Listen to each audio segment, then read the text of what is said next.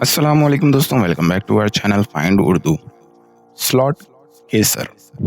Slot गेसर एक Indonesian slang है जो ऑनलाइन स्लॉट गेम्स के लिए यूज़ होता है, जिसका मतलब होता है ऐसा स्लॉट मशीन जो ज़्यादा जीत देता हो। गेसर इंडोनेशियन लैंग्वेज का लफ्ज़ है जो असल में बहुत आवाज़ करना या एक्टिव का मतलब देता है, लेकिन गैम्बलिंग स्लैंग में इसका मतलब होता है विनिंग फ्रेंडली स्लॉट मशीन।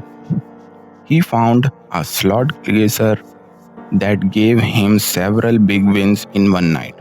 उसे एक स्लॉट गेसर मिला जो उसे एक ही रात में कई बड़ी जीत दे गया।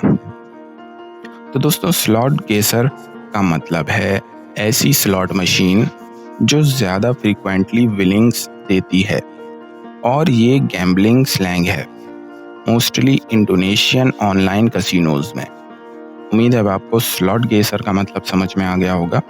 मिलते हैं नेक्स्ट वीडियो में। शुक्रिया।